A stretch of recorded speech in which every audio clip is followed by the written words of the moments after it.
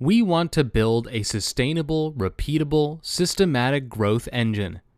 Think about retention and engagement as the power plant to the entire growth model, the core of the engine. Retention separates the top 1% of products from their competitors because retention and engagement power acquisition and monetization, and not the other way around. There are 3 reasons why retention and engagement build acquisition and accelerate the payback period. First, retention drives acquisition loops. Second, retention builds competitive muscle. And third, retention accelerates the payback period, which allows for rapid reinvestment in acquisition. Now let's highlight the 3 reasons retention and engagement powers the other component of our model, monetization. First, longer retention leads to more monetization touchpoints. Second, increased engagement correlates with longer retention. And third, increased engagement drives monetization models. We understand that retention and engagement separate the top 1% of products from their competitors. However, there is a flip side, which is that retention and engagement can also be a silent killer for startups. Here's why. First, retention gets deprioritized due to the long time horizon.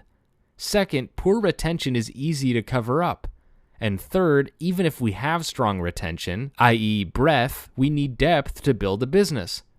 Retention boils down to answering a simple question: how many users remain active within a defined time period after sign-up? The key thing to understand is that retention is the output, not the input. In order to improve the output, we actually need to focus and improve the inputs: activation, engagement, and resurrection. When we define retention for products, we start with the qualitative view of use cases.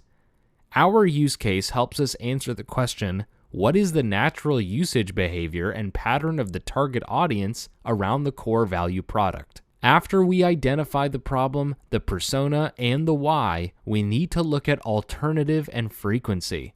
Then we will have established our use case. But keep in mind that most products evolve over time to serve multiple use cases. Once we lay out these multiple use cases and view them within retention, we can utilize them in 3 ways. First, we can match retention to the specific use case. Second, we can simplify by focusing on the dominant use case. And third, we can layer use cases for low natural frequency products. Now we want to look broadly at how we measure and analyze retention.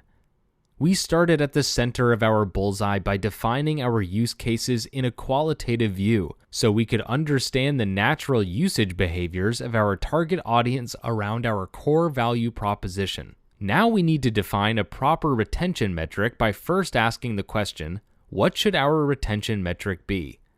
There are 3 common mistakes to avoid when defining a retention metric: not aligning with natural frequency, combining actions, and optimizing just for revenue. Next, we want to identify the 3 key steps to define our retention metric. 1. Frequency. 2. Core behavior. And 3. Who. We need to analyze retention in order to identify opportunities as well as problems. The key to analyzing retention is through cohorts.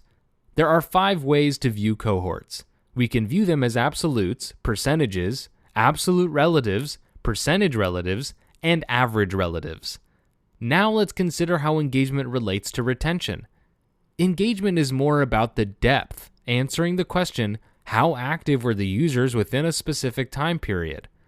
So, while retention is a 1 or a 0, engagement is a spectrum of depth and creates the center pillar as an input into retention. The habit with the product has been established.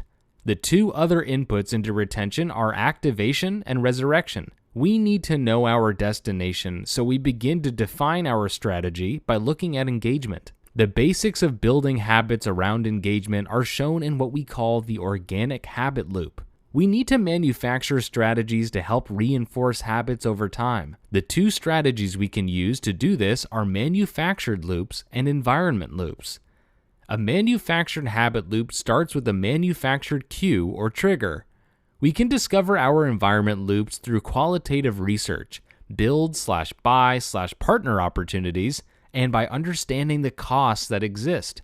Once you've identified this core manufactured or environment loop to help you establish the organic loop, you can think about combining loops and adding supplemental loops to the core loop. Virtually every product has one core manufactured or environment loop that does a huge amount of the work to establish the organic habit around the core action. But over time, we can layer on more manufactured or environment loops to help continue to re-establish the habit.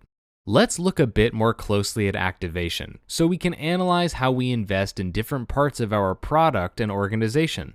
Activation is the bridge between marketing and product. We can break the process of activation into 3 different moments: the habit moment, the aha moment, and the setup moment. There are 4 strategies to accelerate habit creation in the activation phase and around the habit moment. First, manufactured loops. Second, environment loops. Third, use case transition. And fourth, grand exit. When thinking about constructing an aha product experience, we need to think through 4 different pieces. These include the core action, the warm start, the supporting actions, and the empty states. We can then use the aha moment to define the setup moment. The setup moment is where the user has done the actions to set up for the core value prop.